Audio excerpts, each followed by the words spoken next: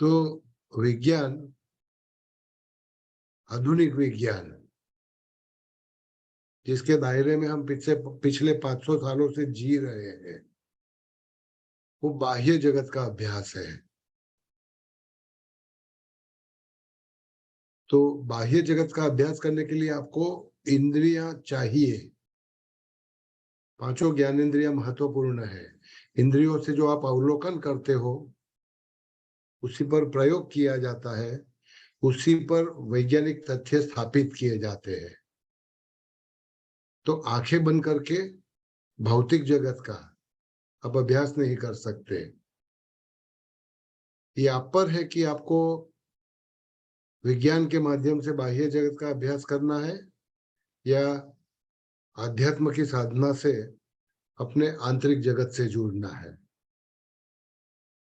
तो मन, शरीर और इंद्रियों को हमेशा दोषित मानने का, पापी ठहराने का अभिगम मत अपनाइए। मैं विज्ञान का उतना ही आदर करता हूं जितना अध्यात्म का हमको करना है। तो अध्यात्म में अंतर्मुखता, इनर फोकस डेवलप करना है आपको। तो कल मैंने आपसे चर्चा की, प्रत्याहार शब्द का संधि विग्रह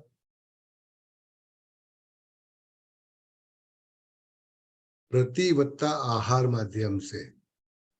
आज दूसरा शब्द प्रयोग, प्रत्याहार शब्द आहरणम, आहरणम धातु से बना हुआ है, प्रति उपसर्ग है। आहरण का मतलब क्या होता है? तो हरण शब्द आप समझते हो, सीता हरण, एबडक्टिंग, कैरिंग अवे। जैसे कि बच्चे का अपहरण करना, सीता का अपहरण करना, हरण, दूर ले जाना। तो बाह्य जगत के विषय इंद्रियों समेत मन को बाहर ले जाती है। बाह्य जगत के सभी विषय जो 5 भागों में बांटे गए, वो रस, रूप, गंध, शब्द और स्पर्श, विषय अगणित है, लेकिन उनको 5 भागों में बांटा जाता है। रस, रूप, शब्द, स्पर्श और गंध। तो पांचों विषय इंद्रियों सहित मन को बाहर ले जाते हैं, बाहर भटकाते हैं। इस अर्थ में हरण शब्द है। अब उसका आहरण, आहरण का मतलब होता है वापस लौटना, रिटर्निंग। तो बाहर भटकने वाली इंद्रियों को वापस ले आना, उस अर्थ में आहरण शब्द है, धातु है। तो बाहर के विषय में भटकने वाली इंद्रियों को हमको वापस लाना है। तो इससे अंतर्मुखता स्थापित होती है। संक्षिप्त में आपको मैं प्रत्याहार का अष्टांग योग की साधना में महत्व समझाना चाहूंगा, और फिर आज एक नई प्रैक्टिस करेंगे। जैसे आप सीख चुके हो, अष्टांग योग के 8 अंग 2 भागों में बांटे जाते हैं, बहिरंग, अंतरंग। बहिरंग यम, नियम, आसन, प्राणायाम और प्रत्याहार है। अंतरंग धारणा, ध्यान और समाधि है। मतलब कि प्रत्याहार बहिरंग का अंतिम चरण है। प्रत्याहार से बहिरंग की साधना पूरी होती है और इसके बाद आप अंतरंग योग में प्रवेश करते हो। एक दूसरा भी समझ है कि बहिरंग 5 जो है वो हठयोग के अंग माने जाते हैं। मतलब कि यम, नियम, आसन, प्राणायाम और प्रत्याहार पांचों हठयोग के अंग है। और धारणा, ध्यान, समाधि 3 राजयोग के अंग है। तो मन को वश करने के पहले आपको सबसे पहले हठयोग की साधना करनी पड़ती है। तो हठयोग प्रारंभिक साधना है। राजयोग अंतिम साधना है। बहिरंग से हठयोग की साधना होती है और प्रत्याहार से हठयोग की साधना समाप्त बनती है और उसके बाद आप अंतरंग योग अथवा तो राजयोग में प्रवेश करते हो। तो हठयोग और राजयोग दोनों की कड़ियों को जोड़ने वाला, दोनों को जोड़ने वाला कड़ी प्रत्याहार है। मैं पुनरुच्चार करता हूं, प्रत्याहार हठयोग एवं राजयोग के बीच की कड़ी, लिंक मानी जाती है। तो अब जो भी योग साधना करते हो, इसको अगर समझना होगा तो अष्टांग योग की साधना के 4 प्रमुख चरण है: शरीर, प्राण, इंद्रियां और मन।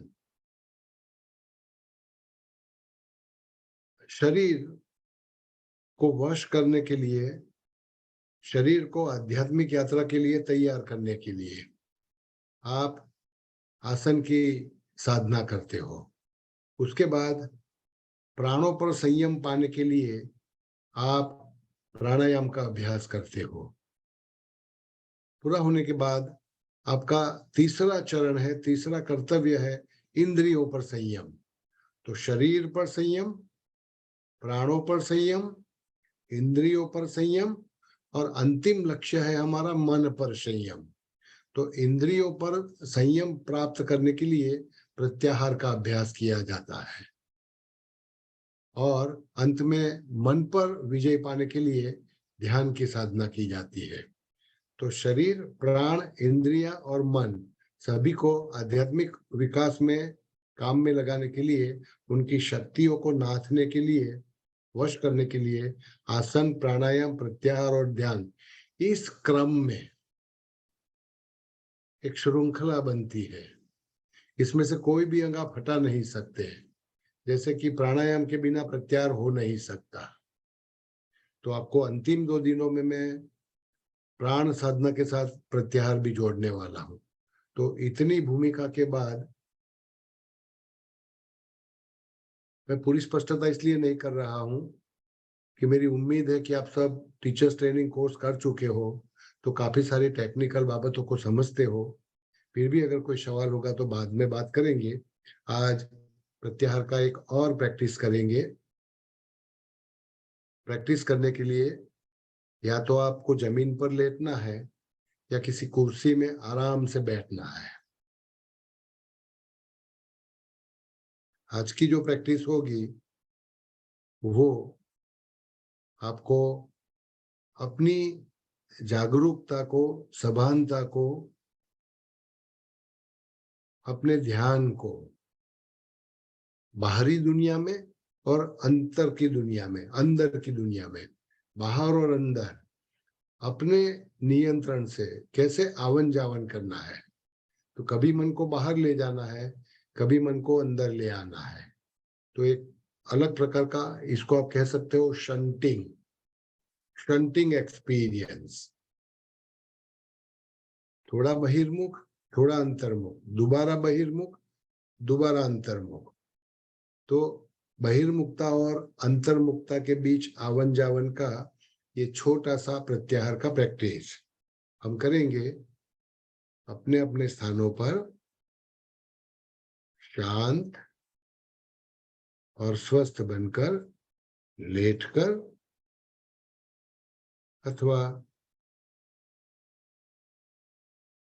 कुर्सी या सोफा में विश्रांतिपूर्ण बैठकर पूरे शरीर को शिथिल छोड़ दीजिए।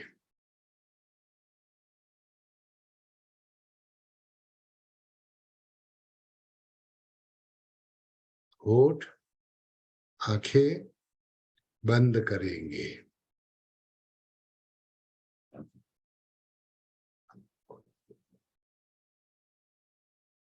कुछ क्षणों के लिए अपना ध्यान श्वासोच्छ्वास की विधि पर लगाइए।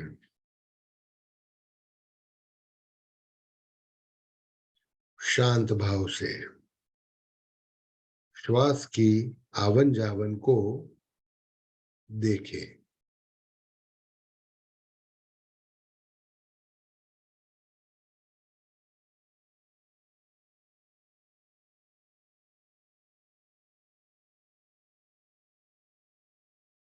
अब अपना ध्यान थोड़ा बाहर की दुनिया में ले जाइए। जिस कमरे में आप लेटे हो,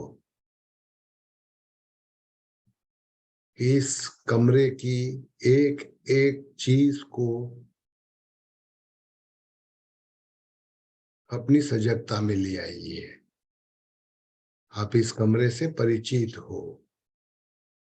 कौन सी चीज कहां पर है?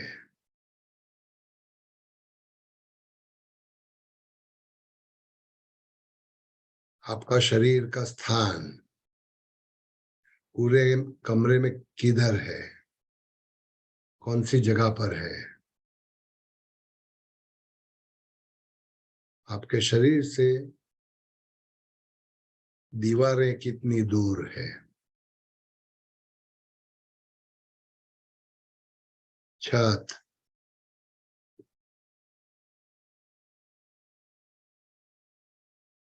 उस कमरे में स्थित अलग अलग चीज वस्तु का आपके शरीर से अंतर।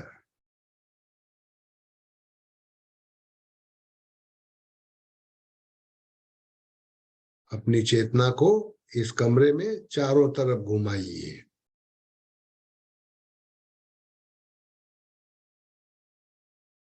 प्रत्येक चीज का नाम लीजिए मनोमन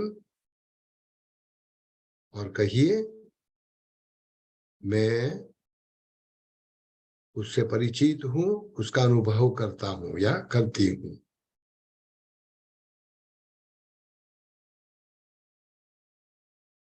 हर चीज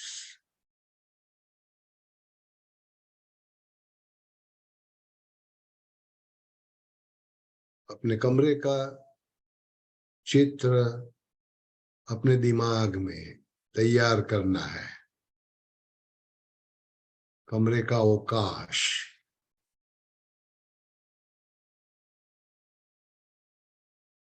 कमरे की चीज वस्तु की हूबहू रचना अपने दिमाग में करना है। आप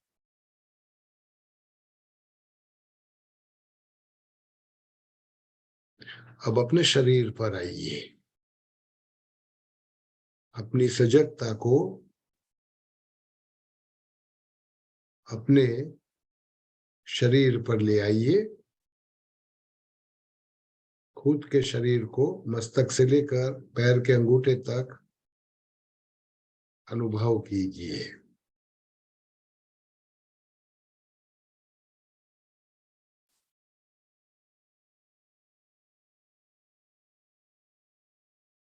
एक एक भाग, जैसे कि मस्तक, चेहरा, गर्दन, दोनों कंधे एवं हाथ, सीना, पेट,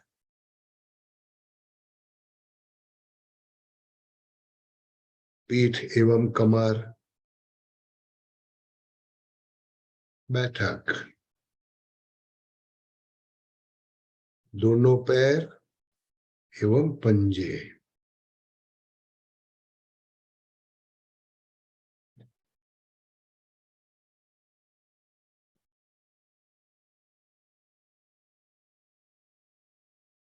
अब अपने मन को दोबारा बाहर की दुनिया में ले जाना है।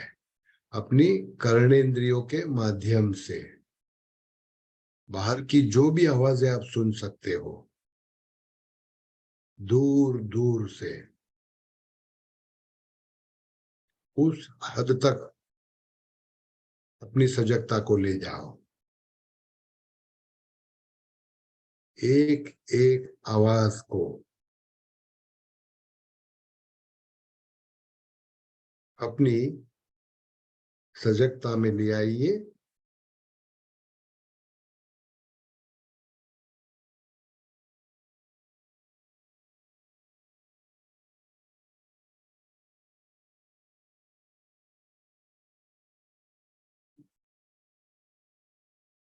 एक ध्वनि के बाद दूसरा ध्वनि, दूसरे ध्वनि के बाद तीसरा ध्वनि, अपनी चेतना को घुमाते जाइए।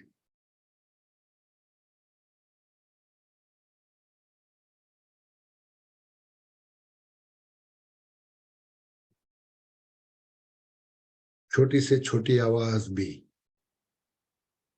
आपकी सजगता से छूटने न पाए।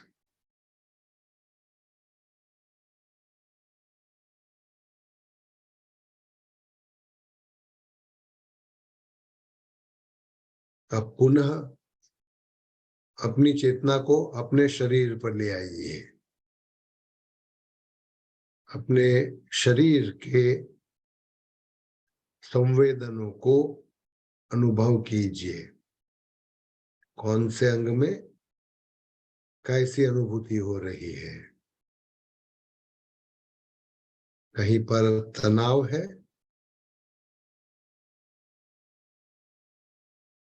भारीपन है? अपने आप को बताइए। तनाव से, भारीपन से मैं परिचित हूं।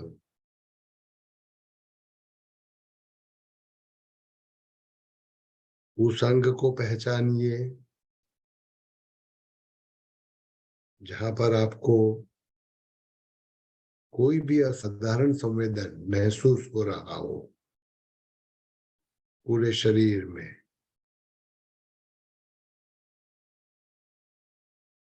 मस्तक से लेकर पैर के अंगूठे तक।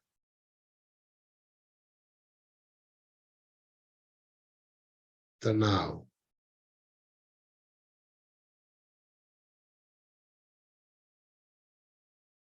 दबाव, भारीपन,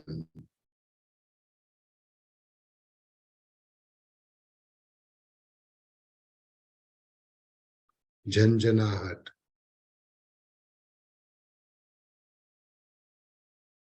थिरकना।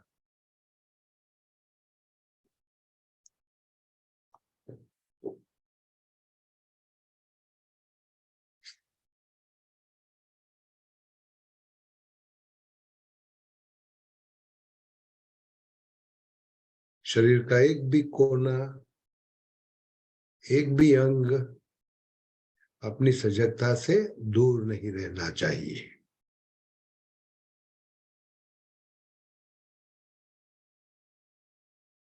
और पुनः आपको अपनी चेतना को बाह्य विश्व में ले जाना है।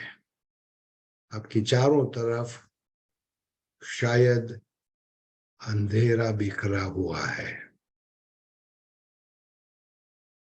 उस अंधेरे का अनुभव कीजिए। कमरे के बाहर,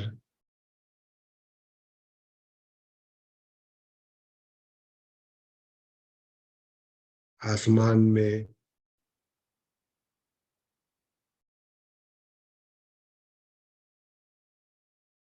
इस बीच थोड़ी सी चहल पहल भी आपके ध्यान में आ रही होगी।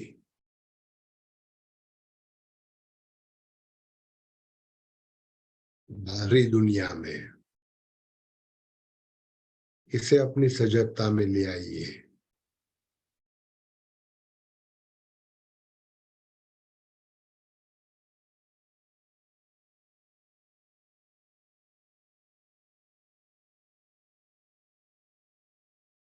दूर दूर तक अपने मन को रडार किरणों की तरह भेजे, सर्च लाइट की तरह भेजे। और बाहरी जगत का चप्पा चप्पा छान लीजिए।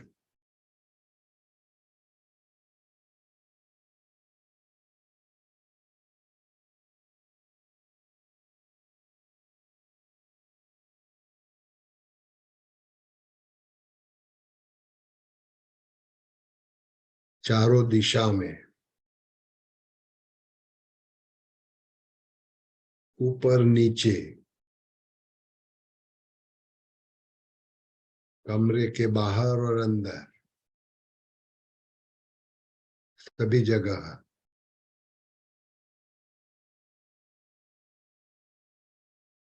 एकाकार बना दीजिए।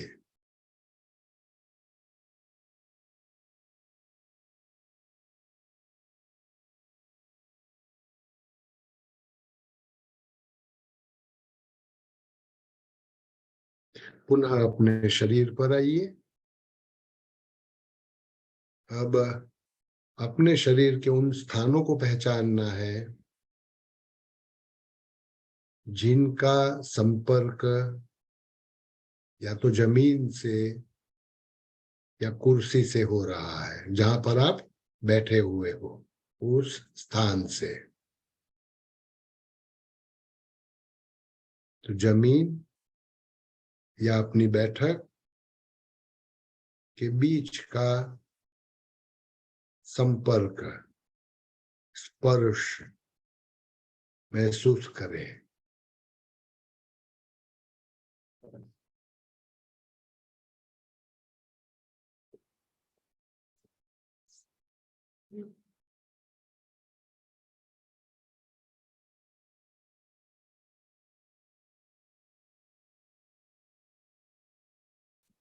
दोनों होठों के बीच स्पर्श की प्रगाढ़ रेखा अनुभव करिए।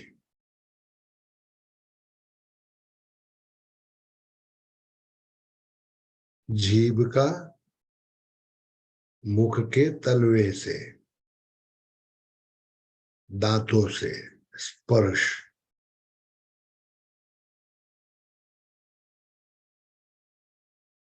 आंखों की पलकों का पुतलियों से स्पर्श।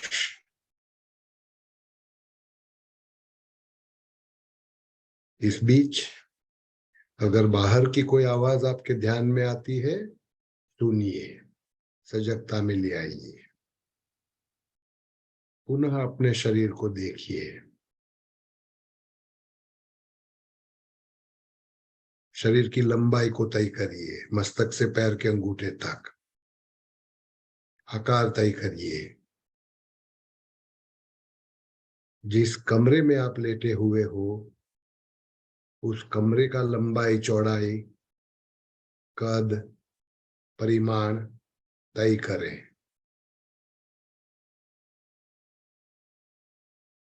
आपका शरीर इस कमरे में कितना अवकाश रोक रहा है, उसका मन ही मन अंदाजा लगाइए।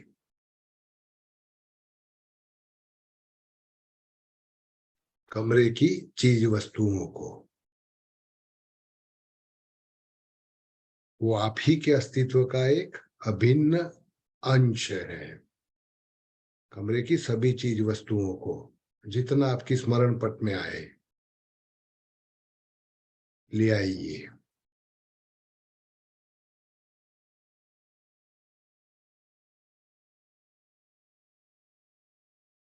अपने शरीर के भीतर का अवकाश, जैसे कि मस्तक के भीतर का अवकाश,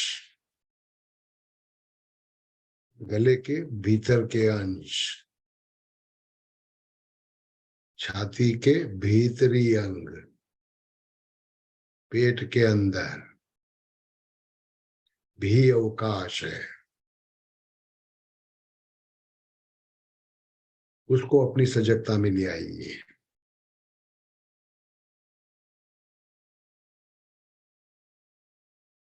जो भी अनुभूत हो रहा है आपके भीतरी अंश का, आपके मस्तक में या गले में या छाती में या पेट में, उसे सुदृढ़ता से महसूस करिए।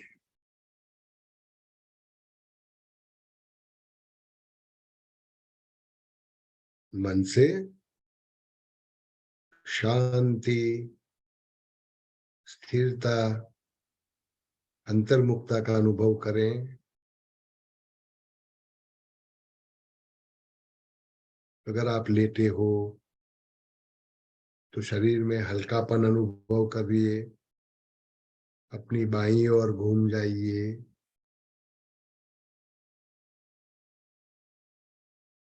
अगर आप बैठे हो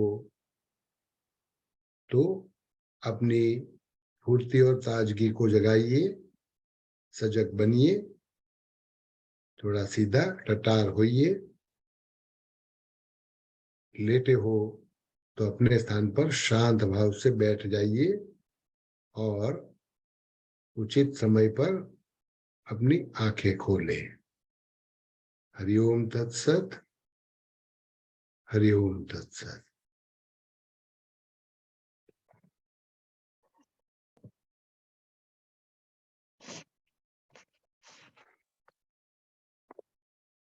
तो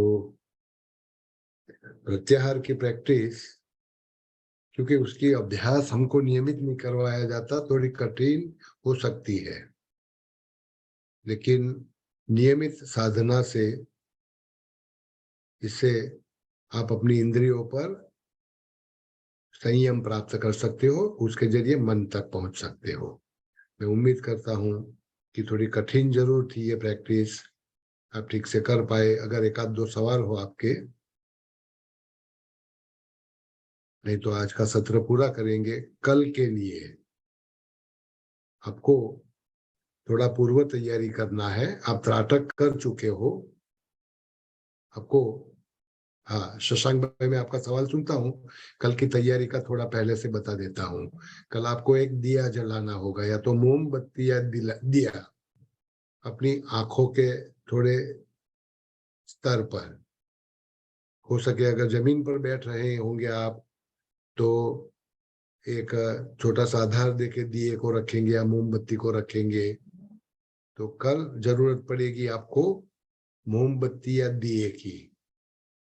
तो त्राटक से मिलती हुई विधि, लेकिन त्राटक और ध्यान के बीच का एक विधि मैं कराने जा रहा हूं, इसको कहेंगे प्रत्याहार। तो कल जरूरत पड़ेगी आपको मोमबत्ती या दिए की प्रैक्टिस में। शशांक भाई, आपका सवाल। हाँ सर, हरिओम सर। तो हरिओम जी, बताइए। अभी जैसे 3 दिन से ये प्रैक्टिस कर रहे हैं, तो हाँ मैं पहला 2 दिन जो है सो ऐसा ही रहा कि जैसे मैं कहीं ड्रिफ्ट कर गया और मुझे लगा कि मैं सो गया था कि क्या हुआ था। पर जब आपका हाँ सूचन आया कि अब आप धीरे से उठ जाइए, तो तब मैं उठ भी गया। हाँ बट तो हाँ तो और आज जो है सो मैं बोला कि नहीं, आज एकदम सजग रहना है और एकदम एक एक बात आपका सुनना है। तो आज जो है सो मतलब कि एकदम स्ट्रगल होता रहा माइंड, मतलब कॉन्स्टेंटली जो है सो अपना कॉन्शियसनेस लाने के लिए। तो हाँ। तो यही था, मतलब एक तरह से इसको एक एक्सपीरियंस मैं शेयर कर रहा हूँ, या आप बता सकते हैं कि ये क्या हो रहा है। यही मैं बताना चाहता था। आज की विधि का महत्व ही यही है कि अगर मन को किसी एक विषय पर आप केंद्रित करने का प्रयास करेंगे तो थकने से मन सो जाता है। जबकि आज की जो विधि करवाई, इसमें अपनी सजगता को कैसे लगातार बनाए रखें, वही इरादा था आज का। ओके इसी से एक चरण कल आगे चढ़ना है हमको। ओके। तो जैसे आज एक बार हुआ कि अरे अभी तो आपको सोने नहीं दिया। और और एक बार ऐसा हुआ कि आपने कहा कि अब आप कमरे के भीतर अपने आ जाइए। तो मैं बोला कि अभी हाँ, तो कमरे के भीतर ही थे, तो अभी फिर कमरे के भीतर कैसे आ गए? इसका मतलब कि उससे पहले रहा होगा सूचन कि अब आप हाँ, शरीर पे जाइए और फिर कमरे। तो वो एक बार शायद ऐसा हाँ, हुआ होगा कि मैं कुछ ड्रिफ्ट कर गया और वो आपका सूचन नहीं सुन पाया कि अब शरीर में जाइए, कोई और फिर फर्क उसके नहीं बाद पड़ता। बीच में थोड़ा सा अगर आप सुन भी नहीं पाए या पालन नहीं कर पाए तो चिंता मत करिए। आपको देखना यह है कि 15 मिनट की इस विधि के बाद आपको अनुभूति क्या हो रही है ना? नहीं, मतलब ओवरऑल काफी रिजल्ट, रिलैक्सेशन तो फील होता है। आउटकम, वो बस वो महत्वपूर्ण है। और आपका मन शांत हो चुका क्या, ये आपके लिए जरूरी है। बस इस समय सुबह का समय है, इसलिए मन को शांत करना थोड़ा आसान भी है। अगर दिवस दरमियान कभी उसको शांत करना होगा तो ये प्रैक्टिस बहुत काम आती है। जब विचलित होता है, वो भटकता रहता है, तब ओके, ओके, आएंगे आपको। हरिओम सर। ज्योति। हरिओम। हाँ हाँ। सर, मेरा ये एक अनुभव है कि शवासन में होते हैं ना, तो कभी कभी क्या होता है कि हम सो जाते हैं या